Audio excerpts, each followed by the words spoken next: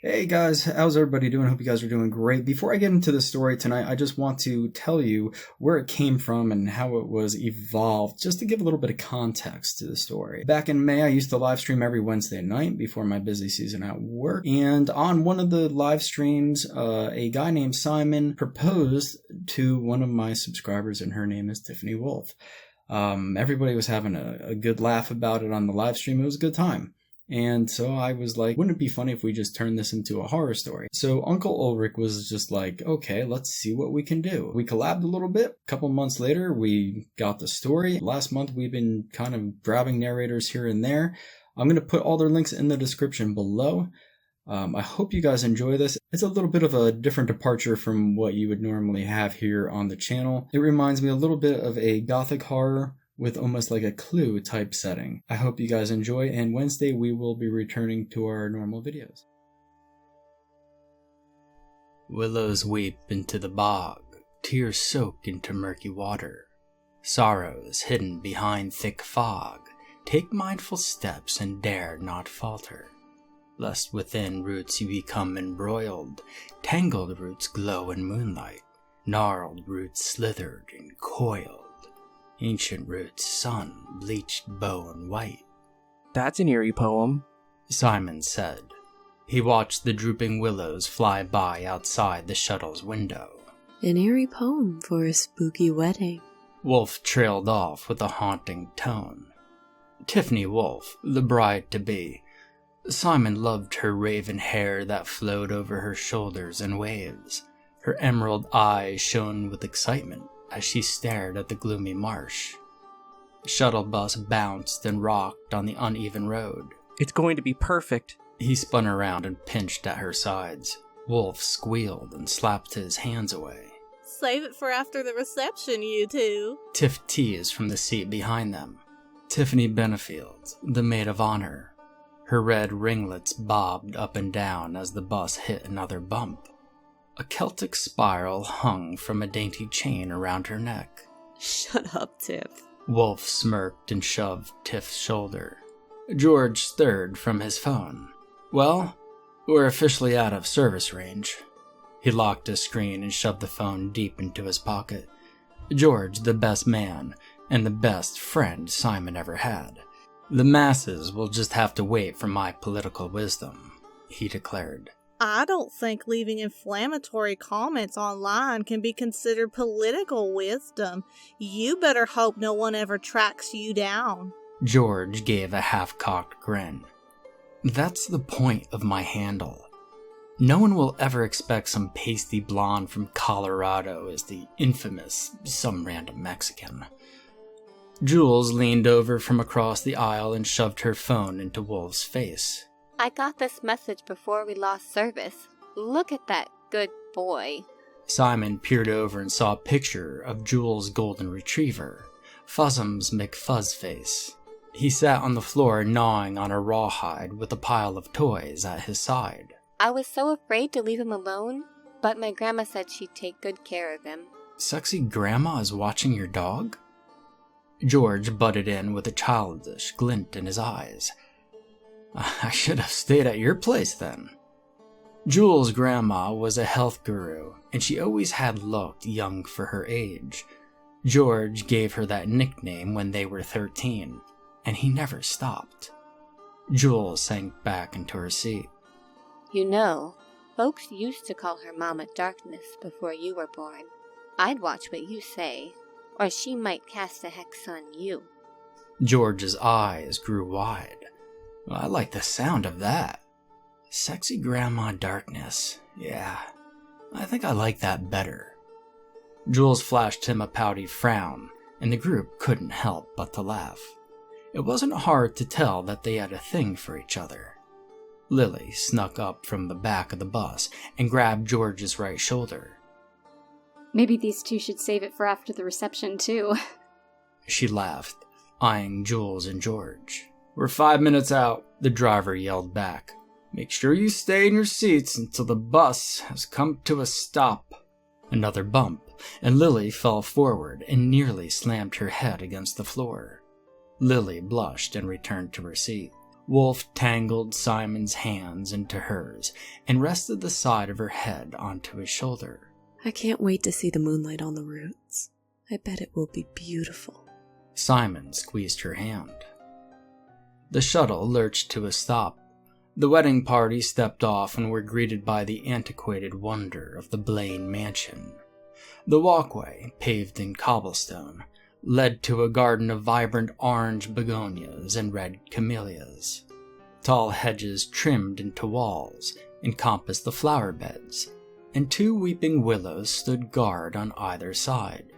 The Blain mansion loomed tall over the grounds. The columns stood firm on the facade, connected by white, rose-carved rails.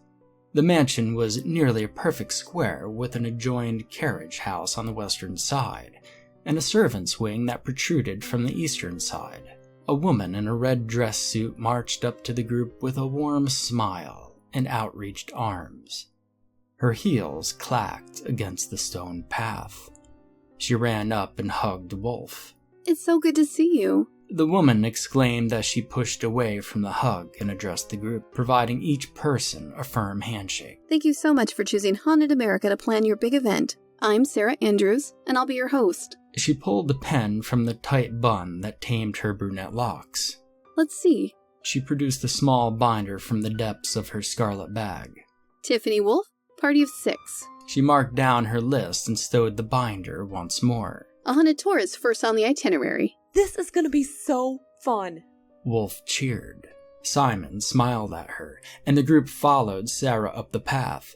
Simon felt bad leaving the shuttle driver to deal with all the luggage, but the venue's cost justified the added service in his mind. The tour took up the next few hours. The Blains afforded their extravagant wealth to textiles. The industry boomed in the late 1790s, a bit after the invention of the cotton gin in 1793, and Thomas Blain opened several factories to carve his niche. In 1804, after the Louisiana Purchase in 1803, Thomas bought a parcel of land in the U.S. territory of New Orleans, and the mansion was built and occupied by 1808. Thomas started growing sugarcane, as the alluvial soil in the area was suitable for it. In 1812, Julie Blain, Thomas's only child by his third wife, Elizabeth Blain, fell ill and died after the age of 19. Thomas tried to burn down the mansion in a fit of madness, but was felled by a heart attack before he could finish the job. The plantation ceased operations in 1814 after Thomas's son, from his first marriage, Gregory, disappeared one night. People say he got up one night and wandered off into the marsh. The land was deemed cursed and was abandoned. The mansion was rediscovered and restored to its former glory in the early 1990s. Since then, it became a notorious haunted location, with many people swearing they see the ghost of Julie Blain walking the halls late at night. 9 p.m. Jules and Lilli sat on a beige couch in front of the brick fireplace in the lounge. Tiff ran her hands along leather spines of books crammed into tall cherry bookcases. Wolf sat in a sturdy chair that matched the couch. She peered into an ornate silver hand mirror that she took from upstairs. George and Simon stood on the veranda and talked while George smoked. George took a drag from his cigarette and put it out on the railing. That probably isn't good for the finish, Simon said as he leaned against the column. George grimaced as he flicked the smoldering butt into the grass. You know me, I do what I want. Simon looked over at the garden into the bog. The murky water lied stagnant under the moonlight. Moonlight danced through the leaves of the willows. Fog crept across the surface of the water and weaved between roots that jutted from the depths. The roots almost looked like white in the sight of the moon. It looks like a scene out of an old horror film, huh? George said as he held his phone up in the air, in a futile attempt to find some sort of signal. He shoved his phone back in his pocket with a huff. why couldn't you have picked someplace sunny and with some signal for your wedding, bro? It wasn't up to me. You know how Wolf is, man. A beachfront wedding isn't her style. Fog slithered just out of the marsh and rested on the ground, stopping shy of the hedges. Chills. Simon's arm hair stood on end. He shivered and broke his gaze from the fog wall. You could have just come for the ceremony tomorrow. George glared. I wasn't about to leave you out here at the mercy of all these women. Besides, maybe I'll get lucky. He winked. I think the odds of that are pretty low. Simon flicked him on the nose and chuckled. George massaged the tip of his nose between his thumb and index finger. Maybe I already did. And they shared a laugh. But the laughter fell, and George lit his last cigarette and stared up into the shrouded sky. He threw the empty pack on the chair behind them. His shoulders held weight that couldn't be seen. But Simon could tell something was up. What's going on, George? Simon fished a beer from a cooler they brought. It was cheap stuff, some kind of ribbon, other off-brand that tasted as bad as it smelled. He popped the top and handed it to him. You don't usually put a pack away in a day. Ah, shit. I guess there isn't hiding anything from you. He swapped the cigarette for a long chug from the can of bile. He set the half-empty can down and fished the small black box from his pocket and tossed it to Simon. No way. Simon opened the box like a clamshell and revealed a diamond clutched in a small gold band. George snatched the ring box back and shoved it in his pocket. I was gonna pop the question to Jules tonight. He flicked the cigarette into the grass to join its kin. If this weather wasn't so damn foul, that is, he yelled into the sky. Simon smiled and patted him on the back. I'll show up even if it isn't a beachfront affair. My best man better show up, even if I have it in some backwood murder cave in the hills of nowhere. You got it. I'd be honored. Simon raised a fresh beer and clinked it against George's can. And a scream shattered the stillness of the night from inside the mansion. George and Simon rushed back inside to see what happened.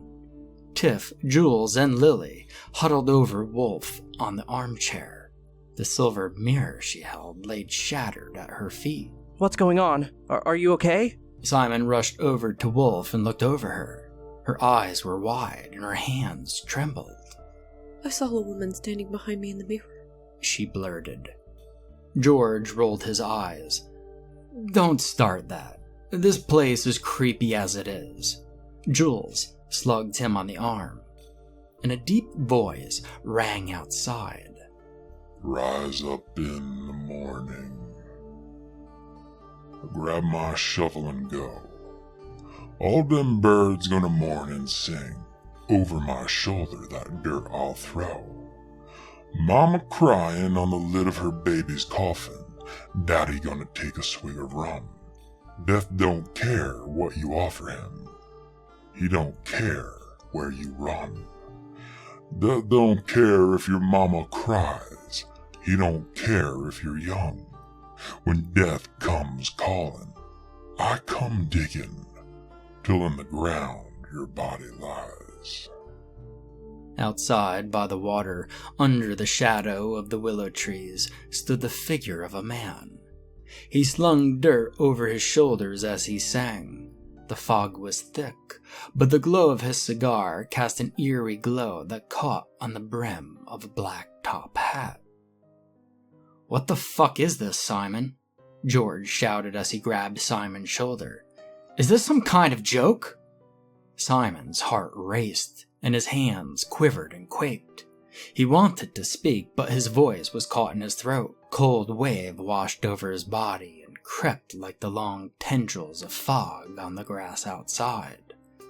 George's hand grew heavy as Simon fell limp against him. His eyes were glazed over, and his skin was pale and cold.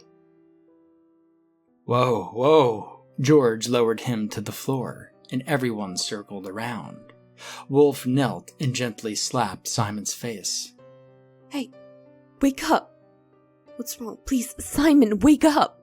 George grabbed the remnants of the hand mirror and held the glass up to Simon's lips. The glass didn't fog. He isn't breathing. George started compressing his friend's chest. The beat of Staying Alive by the Bee Gees timed the compressions in his head. The lights flickered and grew dark, and a thick cloud covered the moon. The world felt pitch black. George's hands fell as he applied another compression, and he landed hard against the wood floor. When the lights came back on, Simon was gone. George slammed his fists onto the plank. "This isn't funny, Wolf." He turned, and her face was a picture of astonishment. Lilli helped George to his feet. Yeah, Wolf, this isn't funny. We really thought something happened. George burst into rage and searched behind every piece of furniture for Simon. "Come out, you son of a bitch!"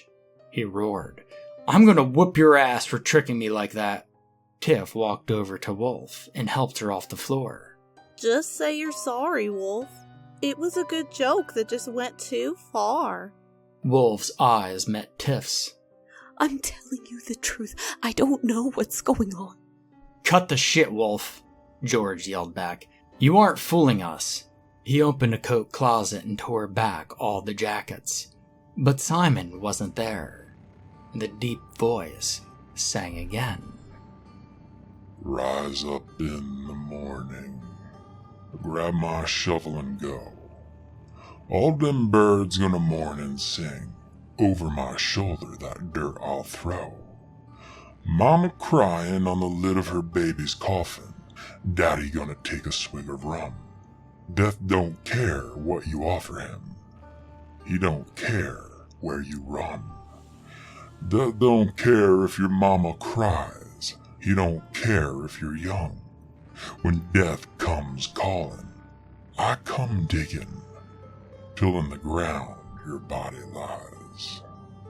The man stood 3 feet over from where he dug before. Dirt fell in a pile behind him. George threw the broken mirror in the direction of the digger and shouted at him to pipe down. Lilli pled with Wolf. Tell your friend outside to stop. The joke is over. Wolf's hands were like ice when she grabbed Lilli's arms. Tears streamed down her cheeks. "Where the fuck is Jules?" George snapped. "Please don't tell me she's on this too." Jules' voice called from upstairs. Her voice was muffled and her words distorted. George marched up the creaking steps and shook the room with his furious footfalls. "Knock it off, Jules. God, I thought you were more mature than this." Her giggles echoed down the hall.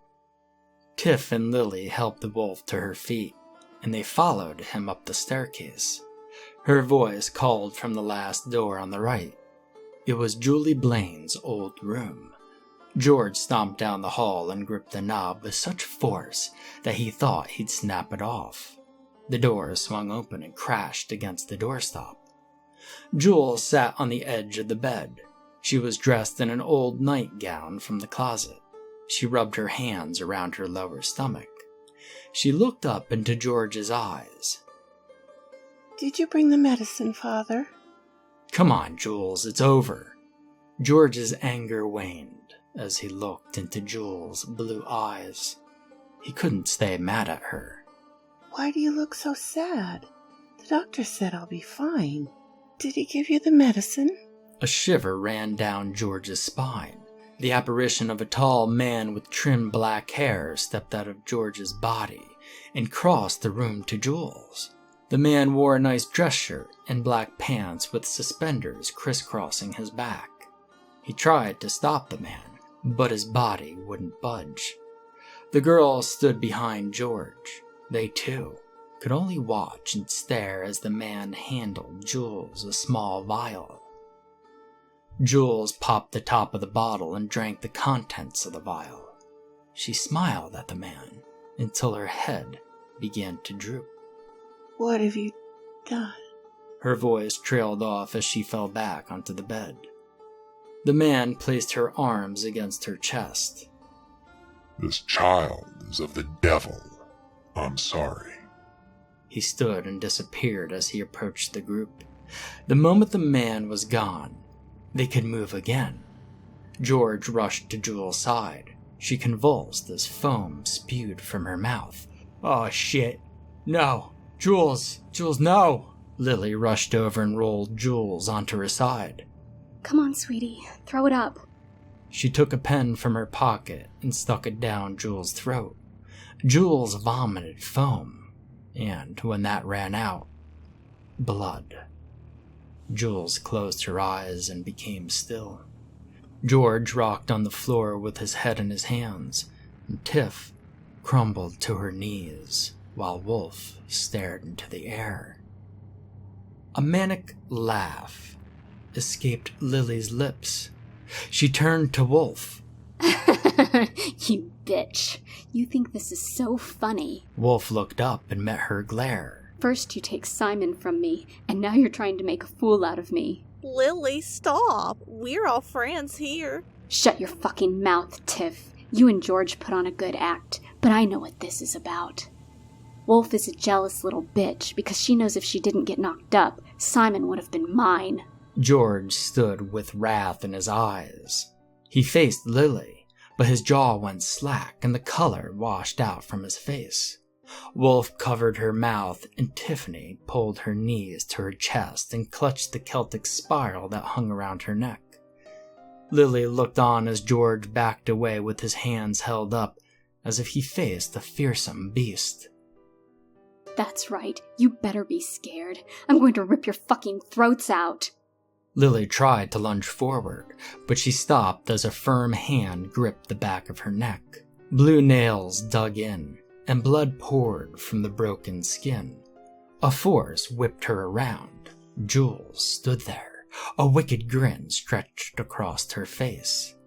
Lilli wanted to scream, but Jules unhinged her jaw like a hungry snake and ripped her throat out with a single chomp. Screams crashed against the walls as Lilli turned and revealed the gaping hole where her throat used to be. Blood gushed like a waterfall and splattered around the room. She collapsed to the floor, and Jules stepped over her lifeless corpse. The door slammed shut behind the girls. Jules opened her maw again, and the bones in her fingers stabbed through the tips. They stretched out into wicked claws. Jules cocked her head to the side and rubbed her stomach like an expecting mother. She lunged at Tiff and Wolf. George threw himself on top of his friends to shield them from the monster. "Stop!" he screamed. Jules' voice whispered in his ears. But there was something else. There was a strange rasp behind her words, like another voice was staggering just behind hers. "This one isn't strong enough." They waited for claws that peeled and teeth that tore, but they never came. George stood and turned to where Jules was standing. Jules and Lilli were gone, and the blood had disappeared. His head spun, and tears burned his eyes like droplets of fire. And the deep voice sang again. Rise up in the morning. Grab my shovel and go. All them birds gonna mourn and sing. Over my shoulder that dirt I'll throw. Mama crying on the lid of her baby's coffin. Daddy gonna take a swig of rum. Death don't care what you offer him. He don't care where you run. Death don't care if your mama cries. He don't care if you're young. When death comes calling, I come digging, till in the ground your body lies. Outside by the water, under the shadow of the willow trees, stood the figure of a man. He slung dirt over his shoulders as he sang. The fog was thick, but the glow of his cigar cast an eerie glow that caught on the brim of a black top hat.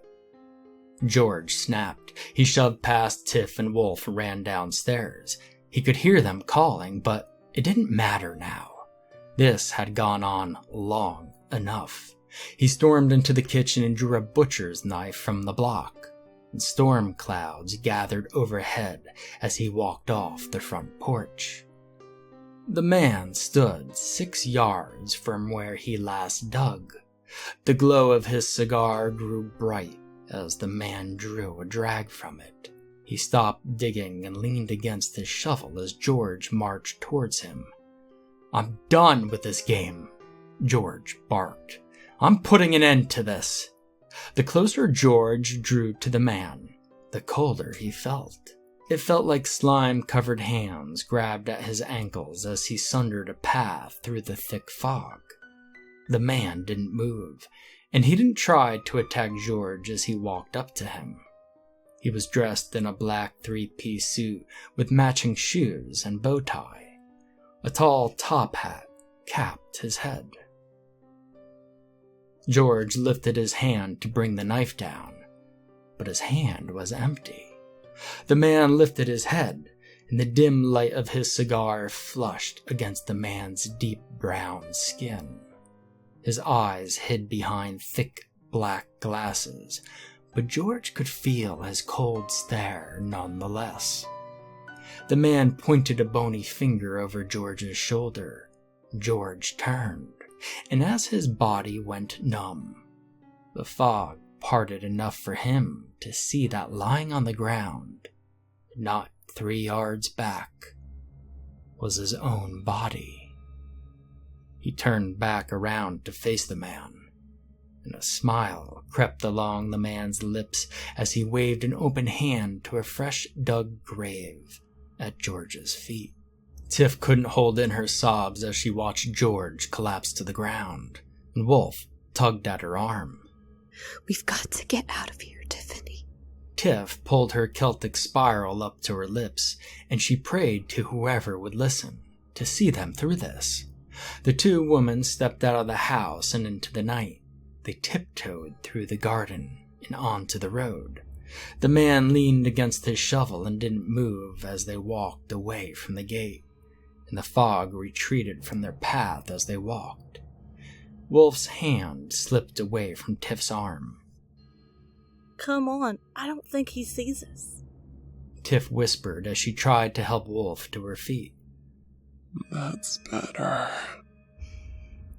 A rasped female voice droned from Wolf. Tiff gasped and backed away. "She's finally gone." Wolf stood, but she swayed like a fawn learning to walk. "She tried so hard to protect you, and now I'm in full control." "What are you doing, Wolf?" "Oh, Tiffany." The thing in Wolf's skin crackled and lurched forward. "She loved you so dear, even more than that dolt she was to be wed." Tiff backed up into the grass. The creature jerked and twitched as it followed her. "Who are you?" Tiff held her necklace so tight in her hand that it drew blood. "Oh, no. You wouldn't get my name that easily. It doesn't matter anyway, since you'll be dead soon." Tiff backed into something solid. She turned around and met the gaze of the gravedigger. She shrieked and fell back the other way. The creature caught her and ran its sharp claws along her body. It tore at her arms and legs. It bit chunks out of her shoulder, and it stabbed her through the stomach. Tiff dropped to her knees as her legs turned to rubber. Her vision blurred and grew dark. The cold grip of death seized at her heart. Consciousness faded. But before it burned out for good, she felt a warmth cover her face. The aroma of burning cedar and tobacco filled her nose. Tiff's eyes shot open, and she drew a deep breath. The gravedigger stood over her and held out a hand to her. She took his hand and stood to her feet. "What is the meaning of this?" The creature screamed. "How are you alive?" The gravedigger stood between Tiff and the creature. I'm the one who decides when death comes. He puffed the cigar and blew a cloud of smoke into the creature's mouth. It coughed and hacked back. You have no sway over me, monster. His voice boomed deep, but there was a subtle, nasally tone to it. I like this one, so I won't dig her grave. Not today, anyways. He chuckled and leaned against his shovel again. I will just have to kill her until it sticks then, the creature growled. And again, she will rise, he retorted. Then I will break her mind after she experiences death after death. And I will fix that too. His eyes glowed red and shone past the black lenses. His face distorted and turned into a visage of a white skull. Tiff had never felt fear so intense in her whole life. She felt like a toy being tugged between unruly children. Then I will destroy all she holds dear and revel in the ashes of her misery. The man flicked out his cigar and retrieved a new one from his breast pocket. He sniffed the new cigar and clipped off the end. He placed it between his lips, and a flame burst to life in midair and lit it. I see you, creature. His gaze never wavered from it. I see where you came from. Gray skies and stone trees, ash-stained earth and black murky waters. A cold, dreary place that you want to escape. You know nothing. It swiped at him, but the claws phased right through the man. You want to be born into this world? He pointed at Wolf's womb. But I can do you one better, if you want to make a deal. And it laughed. Why would I do that? Because, as you know, I've got no power over you. But once you're born into that babe, I could snuff you out like a bad cigar. What do you propose, then? The creature listened carefully. I can bind you to those bones if you let me, and you will live out that woman's life without my interference. In return, you leave the redhead and her affairs alone for all of her days. The creature pondered for a moment. And you won't interfere with my life as long as I leave this woman alone? He nodded. Fine. You've got a deal, then. The man held out his hand, and the creature took it. They shook hands, and a black flame erupted around the creature. The man's voice sang again. Rise up in the morning. Grab my shovel and go. All them birds gonna mourn and sing. Over my shoulder that dirt I'll throw. Mama crying on the lid of her baby's coffin. Daddy gonna take a swig of rum. Death don't care what you offer him. He don't care where you run. Death don't care if your mama cries. He don't care if you're young. When death comes calling, I come digging, till in the ground your body lies. Unless you make a deal with the Lord of Flies. When the flames died down, she stood unscathed and smiled. I can feel. So, this is what it is to live. How wonderful. Welcome to life. All of its gifts are before you, but beware. Not even you can escape death in the end. Lightning flashed overhead, and rain started to fall. We'll see about that. I've cheated fate once. I can do it again. The man pointed to the west of the house and to the hills. See that clearing atop that hill? What of it? Before you showed up, I dug a grave up there. A grave, yet vacant. His eyes surged with fire. Her smile morphed into a frown. Hate filled her eyes and she stepped forward. Tiff saw something shift just beyond sight in the fog. You said you wouldn't interfere. We had an accord. He blew smoke into the air. And a deal is a deal. You get to live out that woman's life, and it will end as intended. She grew her claws and leapt at Tiff. Lightning flashed, and the fog stirred. And a gator the size of a sedan snapped its jaws onto the creature. It rolled and snapped until her scream ceased. It slid into the water of the marsh and disappeared into the stormy night.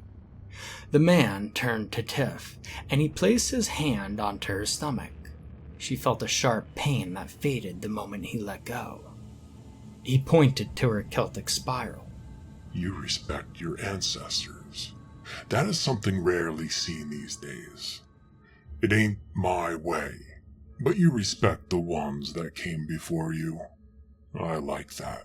He waved his hands, and the mounded graves sunk flat into the earth. Not to mention, you're not so bad on the eyes. He laughed. Sleep now, and don't squander this gift I gave you. Tiff's mind hazed, and she passed into unconsciousness. Tiff opened her eyes, and a priest stood over her. Don't stir, my child. You've been in an accident. The ambulance is here. He wrapped her hand around her necklace. The paramedics loaded her onto a gurney. She slipped in and out of consciousness as they got her placed into the ambulance. Definitely a gator attack, one paramedic said. Well, the priest says there are people missing. Yeah, well, the police can handle that. My God. What is it? I think she's going into labor. Before she slipped into the darkness again, Tiff glanced over her respirator at the murky waters of the marsh. Wolf's voice rang in her head as she drifted into dream. Willows weep into a bog. Tears soak into murky water. Sorrows hidden behind thick fog, taking mindful steps and dare not falter. Lest within roots you become embroiled. Tangled roots glow in the moonlight. Gnarled roots slither and coiled, ancient roots sun-bleached, bone white.